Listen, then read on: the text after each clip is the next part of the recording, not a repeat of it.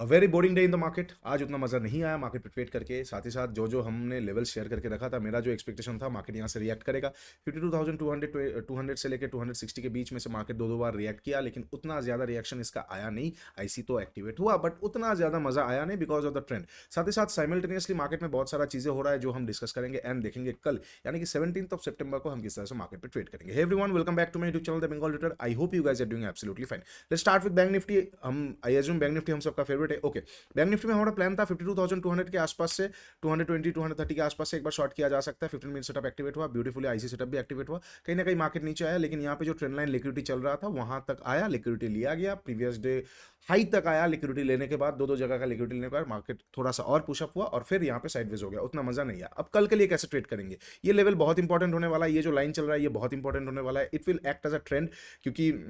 Market pause ले रहा है अपसाइड के लेवल्स पे। और साथ ही साथ जो न्यूज जो मार्केट को थोड़ा वरी दे सकता है, दैट इज यमन का जो न्यूज अभी आ रहा है कि रशिया ने मतलब आप अगर देखोगे तो जियो पॉलिटिकल वो बहुत इफेक्ट लाएगा कि इसराइल, वो दिन दूर नहीं है जब इसराइल डायरेक्ट एक्विजिशन कर देगा रशिया पे कि वो लोग हाइपरसोनिक मिसाइल यमन को प्रोवाइड कर रहे हैं, क्योंकि इसराइल पे एक ब्लास्ट हो चुका है, 1000 किलोमीटर दूरी से एक ब्लास्ट हो चुका है। तो ये जियो पॉलिटिकली थोड़ा सा मार्केट को वरी दे सकता है, उसके लिए थोड़ा सा रेडी रहना पड़ेगा। हो सकता है एक शार्प सेल ऑफ आए, शार्प सेल ऑफ आने के बाद मार्केट फिर से कवर कर जाए। तो वो सेल ऑफ जो होने वाला है वो, अगर आप को स्ट्रक्चर मैपिंग अच्छा आता है तो शायद आप पकड़ पाओगे, लेकिन अगर वो सेल ऑफ आप पकड़ नहीं पाते तो नीचे से फिर से बाइंग के बारे में हम एक बार देख सकते हैं। तो कैसे ट्रेड करेंगे इनकेस अगर मार्केट फ्लैट ओपन होता है, ये लेवल बहुत इंपॉर्टेंट होने वाला है। And this is not a particular level, ये हम अब मान के चलेंगे as a zone, as a zone, as a in the sense of ये वाला एक जोन, ये हम मान के चलेंगे ये वाला एक जोन, ठीक है। तो इनकेस अगर मार्केट फ्लैट ओपन होता है, फ्लैट ओपन होकर नीचे आता है, फ्लैट ओपन होकर नीचे आता है, ये जोन के नीचे अगर कैंडल क्लोज करता है तो मार्केट पहला जो प्रोसीड करेगा वो ये लिक्विडिटी लेने करेगा 52,000 का राउंड नंबर भी है, और ये लिक्विडिटी लेने के लिए प्रोसीड करेगा। तो अगर फ्लैट ओपन होकर इसके नीचे क्लोजिंग करता है, एक अच्छा ट्रेड मिल सकता है, लेकिन ज्यादा पॉइंट मिलेगा नहीं, क्योंकि 70-80 पॉइंट में ही बहुत मतलब पेट को संतुष्टि करना पड़ेगा। तो ये वाला एक बार मैं ट्रेड प्लान कर सकता हूँ। कैंडल क्लोजिंग करेगा तो स्ट्रक्चर में कुछ दिखा, ऊपर से थोड़ा सा शॉर्ट करके ये एरिया तक का टारगेट एक बार मैं ले सकता हूँ। यहाँ का अगर मुझे फिर से 52,000 का कोई लिक्विडिटी ग्रैब मिलता है,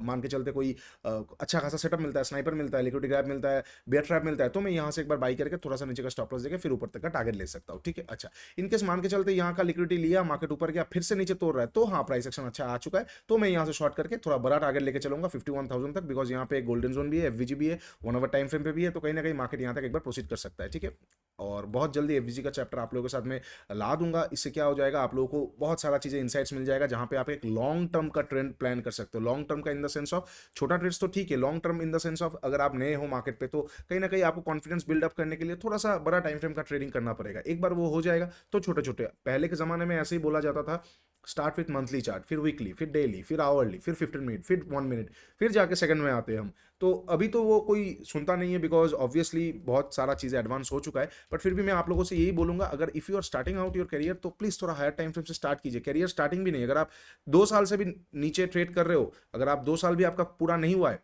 तो डोंट जस्ट जंप, थोड़ा सा वेट कर लीजिए, आ जाएगा, आपको भी पूरा चीज़ें एकदम क्लियर हो जाएगा, ठीक है। तो इनकेस अगर फ्लैट ओपन होता है एक्सक्यूज मी, फ्लैट ओपन होकर मार्केट नीचे की तरफ आता है, तो मैं ये लिक्विडिटी का एक बार टारगेट ले सकता हूँ, ओके। इनकेस मान के चलते फ्लैट ओपन हुआ, ऊपर चला गया, तो मैं कुछ नहीं करूंगा ऑब्वियसली, क्योंकि ऊपर में मार्केट अब तक जब तक नीचे का प्रॉपर लिक्विडिटी नहीं लेगा, जब तक नीचे का प्रॉपर लिक्विडिटीज वो नहीं ले पाएगा, तब तक मार्केट क्या कर सकता है, ऐसे ऐसे ही चल सकता है। तो वहां पे मैं ज्यादा पंगा नहीं लूंगा मार्केट पे, मैं स्ट्रक्चर पे ट्रेड करूंगा। अगर फ्लैट ओपन होकर ऊपर चला जाता है जाने देंगे, अगर मुझे स्ट्रक्चर मिल गया अच्छा खासा डे का और फिर नीचे से मिल रहा है तो मैं बाई कर सकता हूँ। ऊपर से शॉर्टिंग का स्ट्रक्चर मिल गया तो मैं ऊपर से शॉर्ट कर सकता हूँ। ये वाला चीजें किया जा सकता है, ठीक है। अच्छा, इनकेस अगर हम ऊपर की साइड देखते हैं तो मार्केट कहां तक फिर से प्रोसीड कर सकता है। मार्केट अगर 52,300 के ऊपर निकलना चालू करेगा तो मार्केट कहीं ना कहीं फिर से प्रोसीड कर सकता है 52,500, 200-250 पॉइंट का रेंज निकल के आ रहा है। तो नीचे से बाइंग करना ही बेटर है ना। 250 से लेके मैं 500 तक का टारगेट क्यों लूंगा, मैं तो उल्टा 50,000 से लेके टारगेट लूंगा, ताकि मुझे बड़ा पॉइंट मिल जाए। बड़ा पॉइंट ही की है, अगर एक बार बड़ा पॉइंट आप कैच करना चालू कर देंगे तो छोटा छोटा ट्रेड्स आपका निकल जाएगा, ठीक है।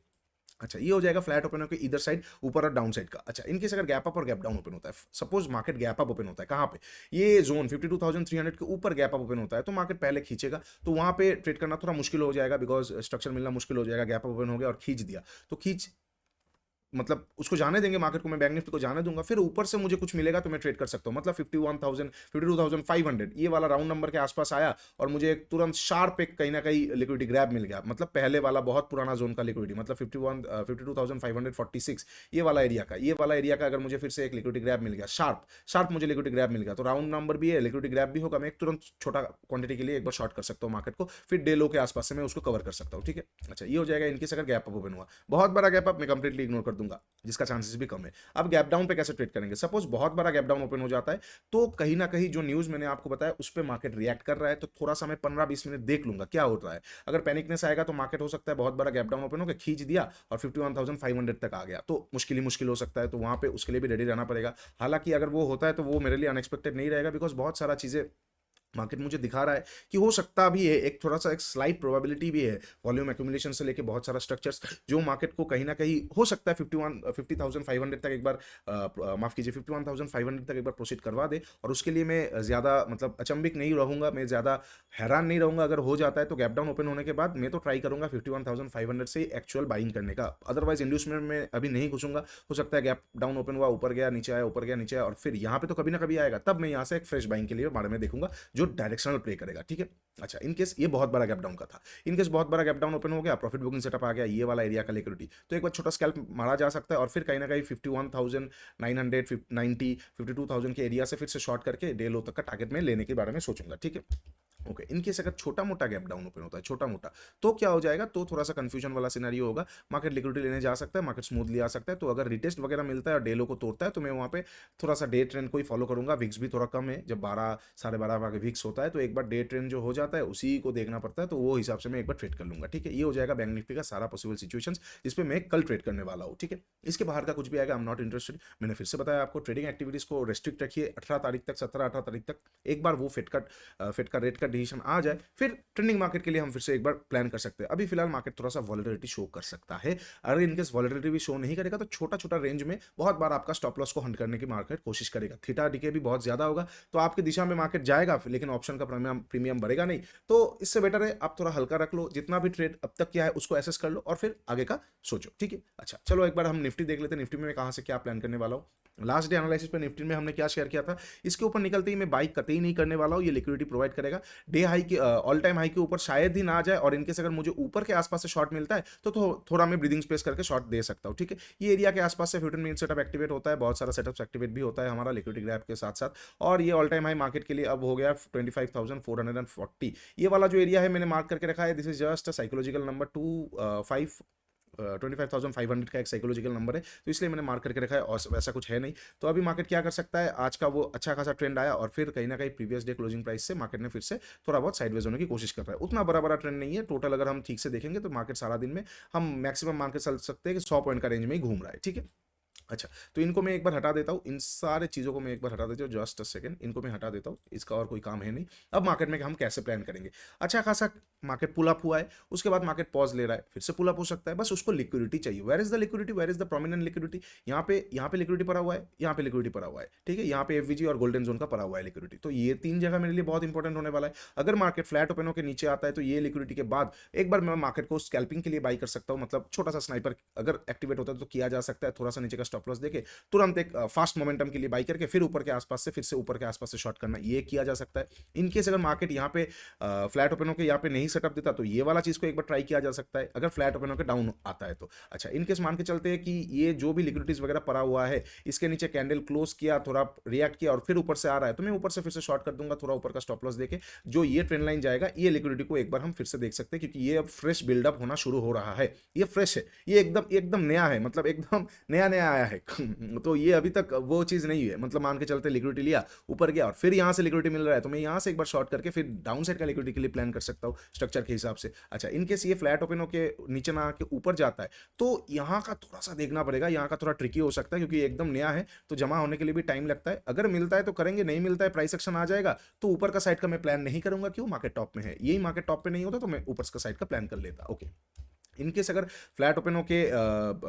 ये सारे एरिया के जो ऐसा ऐसा आता है तो मैं वहाँ से जो प्लान हमने डिस्कस किया वो वाला करेंगे, अच्छा करूंगा मैं। अच्छा इनकेस अगर गैप डाउन ओपन होता है, अगर गैप डाउन ओपन होता है तो शायद ये लिक्विडिटी पे नहीं रुकेगा और मार्केट 25,290 के लिक्विडिटी पे रुक सकता है, बिकॉज गैप डाउन ओपन है तो प्रेशर भी थोड़ा सा डाउन साइड पे है। तो मैं कहीं ना कहीं इसको नहीं देखूंगा, मैं किसको देख लूंगा, मैं देख लूंगा 25,290 के आसपास, यहाँ से मुझे लिक्विडिटी ग्रैप का थोड़ा सा क्वांटिटी मिलेगा, थोड़ा सा कुछ सेटअप मिलेगा, तो थोड़ा सा नीचे का स्टॉप लॉस देके अपसाइड का ट्रेंड लाइन तक का मैं एक बार टारगेट ले सकता हूँ। अच्छा इनकेस अगर मान के चलते गैप डाउन इसके भी नीचे ओपन हो जाता है तो फिर और कुछ है ही नहीं, मैं डायरेक्टली मार्केट को बाई करना पसंद करूंगा 25,200 का जोन से, बिकॉज फिबो का गोल्डन जोन भी है, साथ ही साथ यहाँ पे अच्छा खासा एवरेजेस भी है। तो यहाँ से मुझे 15 मिनट सेटअप मिल जाएगा, मैं यहाँ से 15 मिनट सेटअप पे ट्रेड करने वाला हूँ, डेलो का जो भी सेटअप का एसएल होगा वो सेटअप का एसएल, और कहीं ना कहीं अपसाइड का ट्रेंड लाइन तक का लिक्विडिटी का टारगेट, ठीक है, ये हो जाएगा गैप डाउन पे। अच्छा इनकेस अगर मान के चलते मार्केट गैप अप ओपन हो जाता है, कहाँ पे गैप अप ओपन हो जाता है, ये लिक्विडिटी जो ट्रेंड लाइन जा रहा है, ये जो पूल जा रहा है, ये अभी तक पूल जनरेट नहीं हुआ है लेकिन हाई प्रोबेबिलिटी है पूल जनरेट होने का, मतलब मार्केट एक बार फिर से इसको रेस्पेक्ट करने का, एक बार फिर से रेस्पेक्ट करके या फिर थोड़ा सा लिक्विडिटी लेके नीचे आके फिर इससे जब जाएगा उस बार उसका तोड़ने का चांसेस हाई है। तो ये जो जो भी पूल जा रहा है अगर इसके ऊपर गैप अप ओपन हो जाएगा, मैं कंप्लीटली इग्नोर कर दूंगा निफ्टी को and I will shift my focus to bank Nifty, okay. अच्छा इनकेस अगर गैप डाउन बहुत बड़ा ओपन हो जाता है तो फिर क्या ही करेंगे, प्रॉफिट बुकिंग सेटअप आया तो ठीक है, otherwise again I will shift my focus to bank Nifty, ठीक है। इसके बाहर का कुछ भी सिचुएशन आएगा मैं ट्रेड नहीं करूंगा, एज ऑलवेज 18 से पहले ट्रेडिंग एक्टिविटीज को रेस्ट्रिक्ट रखिए, हल्का रखिए और ठीक से फोकस कीजिए अपने मेजर लेवल्स के ऊपर, ठीक है। बहुत जल्दी सीरीज हम चालू करने वाले हैं, कौन सा सीरीज,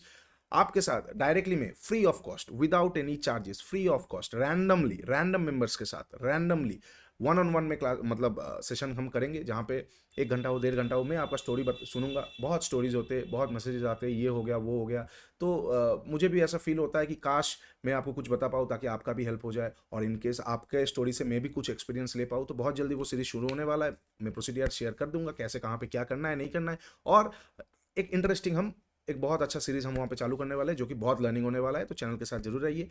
सब्सक्राइब कर लीजिए चैनल को, नीचे इंस्टाग्राम और टेलीग्राम का लिंक दिया हुआ है, जाके एक बार जरूर चेकआउट कीजिए, प्रोग्राम का भी लिंक दिया हुआ है, जाके एक बार जरूर चेकआउट कीजिए। और साथ ही साथ मैं देखता हूँ कि आप लोग सब्सक्राइब नहीं करते, देख के चले जाते हो, तो ठीक है सब्सक्राइब कर लो, आप लोगों को बहुत हेल्प मिलने वाला है। चलिए टेक केयर, बाय बाय, तब तक के लिए ट्रेड्स मार ली, the Bengal trader signing of.